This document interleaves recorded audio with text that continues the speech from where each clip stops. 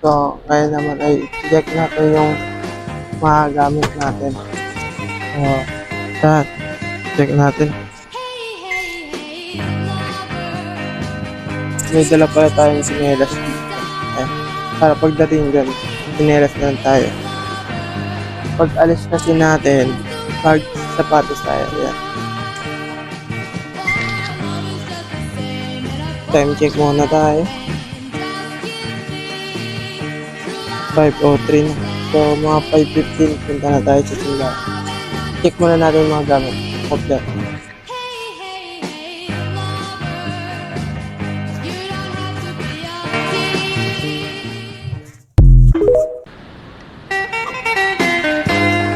So, okay naman guys.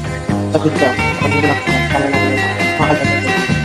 Dito naman mga kasakristim, punta na kami ng simbahan at kasama ko na si Lawrence. Hello mga kasakristim, so nandito na pala kami sa simbahan at medyo napaaga yung pagpunta namin.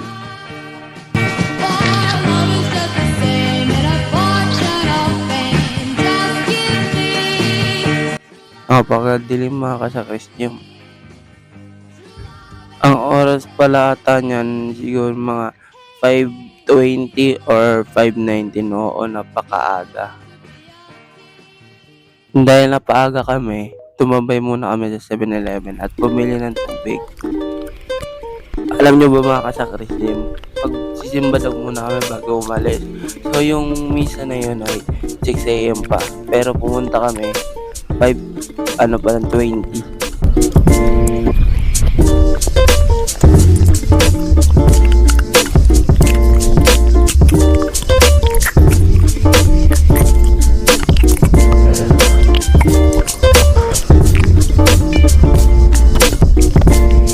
So ayun mga kasakristim, nandito na kami sa sasakyan at pupunta na kami doon sa pagsiswimingan. Tara!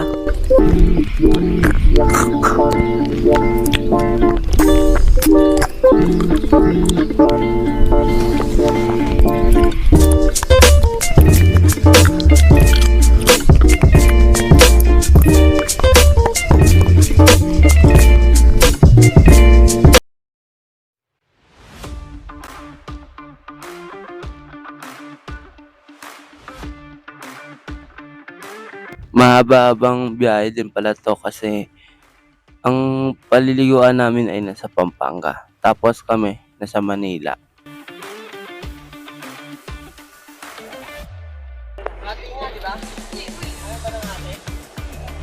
Tingin kita.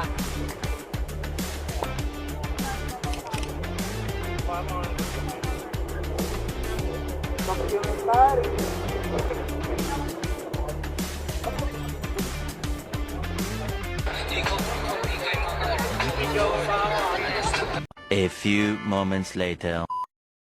So, mga kasakristim. So, ngayon ay nakarating na kami dito sa pagsiswimingan. Tara, samahan niyo ako sa paglilibot dito sa resort.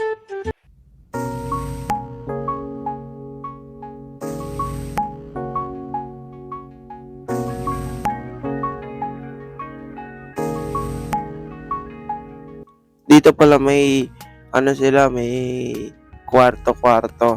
So, ayan. Dito, hindi natin mabuksan. May tao ata dyan sa loob.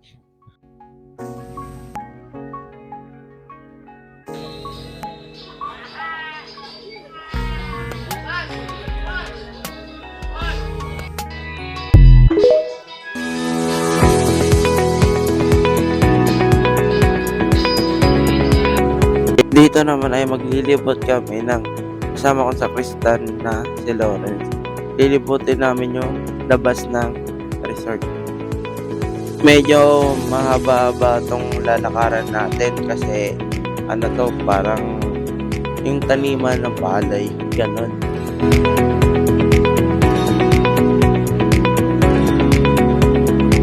Tsaka yung nasa right side pala, farm. Tapos yung nasa left, taniman ng mga palay. Kung makikita niyo dyan sa video.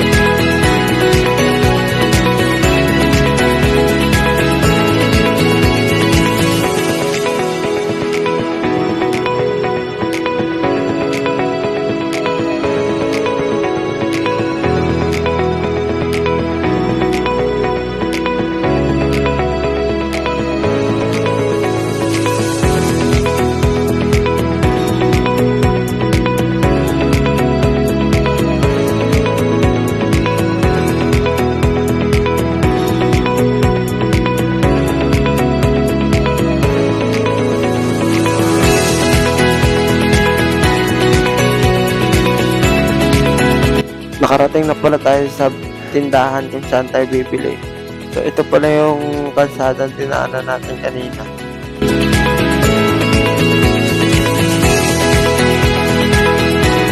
Ayun, pabalik na tayo sa resort.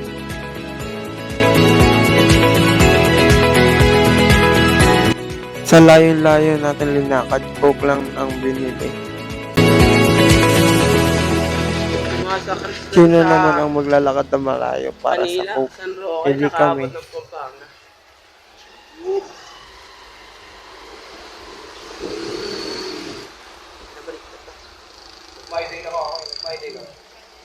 Kanina pa.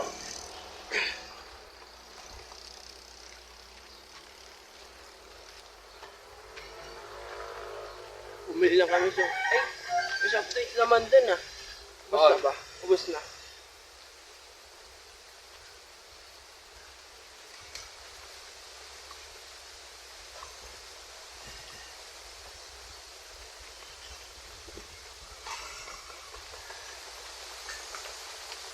Natitignan niya kung gaano kalayo yung ano namin, dadaanan. Puro gubat pa. Ay, hindi naman sa gubat. Puro palayan, bukit.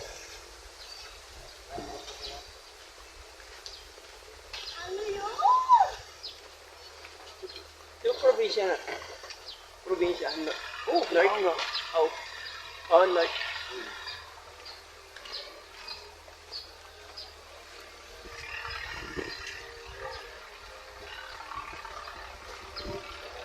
Doon pala sa kabila. Sakahan. May bahay na dito. Ayun yung sakahan.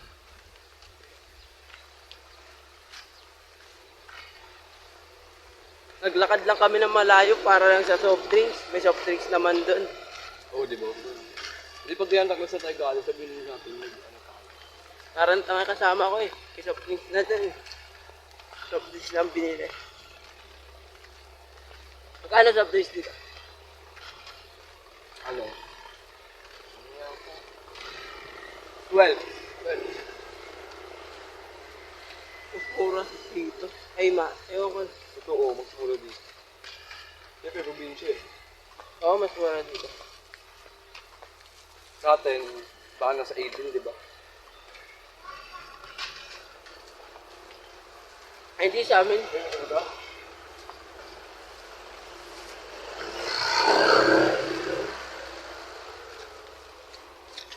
Sa inyo, magkano? 12 din eh. Yan ang dadaanan namin, no?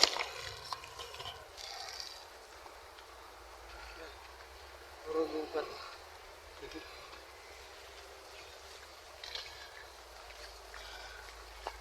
Yung saging ko. Ay, puro saging dadaanan natin. Hindi ba kumuha dito? Iuwi lang sa ano? Iuwi lang sa... Rinig niyo yung mga sa Chris Jim, gusto niya daw ng saging. Ipitas ako dyan. Ano, pipitas daw. Ay, tanda yung mukha niyan. Pag nakita niyo yung mukha niya, tagon niyo ng mga saging niyo. Oh my God! Wow!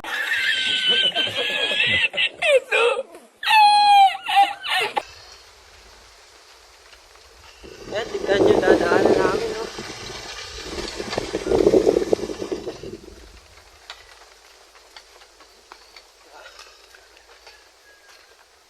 Pero, sa gantong lugar, maganda na rin kasi salamat pa rin tayo na meron pang gantong lugar.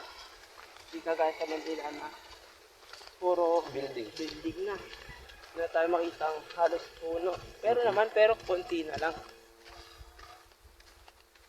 Ay, baka iyo ako magkapon dito. Bakit? Ako mandi, para saan ako bigla dito. Sabihin, nagkakalat ako dito. Ay, tignan nyo, napagaganda.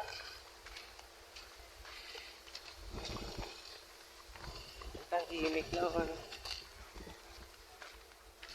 Pero nakikita nyo wala nang mga halos baka siya, kalabaw. Di ba alam kung asan? Nasa bahay, naman yung farm. Baka umuwi sila sa bahay nila, no? Uminom lang ng tubig na uhaw.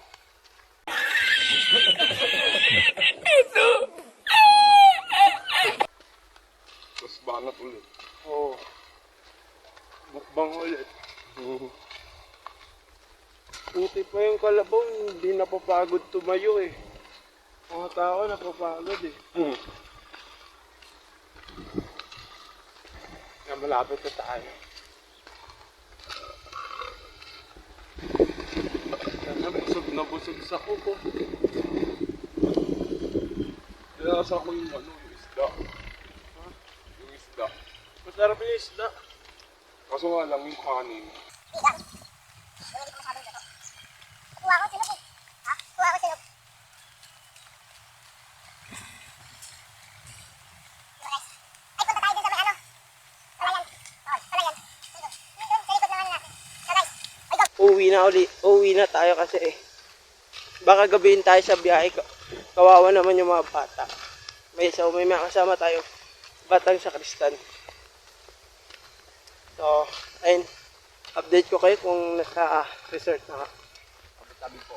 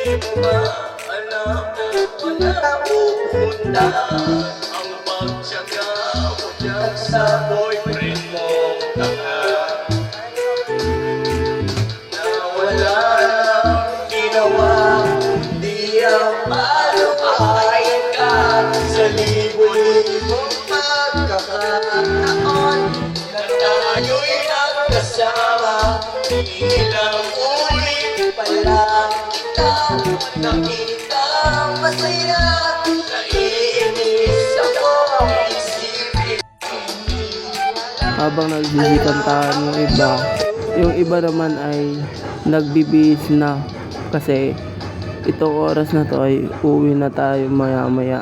Ang oras niyan ay 4 PM na at dapat 7 ang uwi natin, kaso yung mga bata daw baka gabihin pag uwi.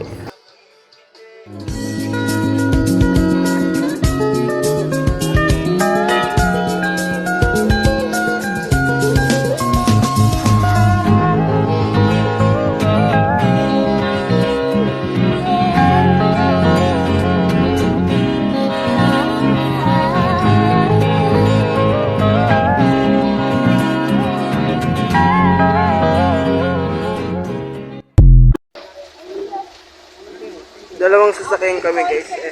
So dito ako sasakay. Ano iba? Ay si Kuya driver natin. Ito si Father. Yung pasaway natin sa restaurant.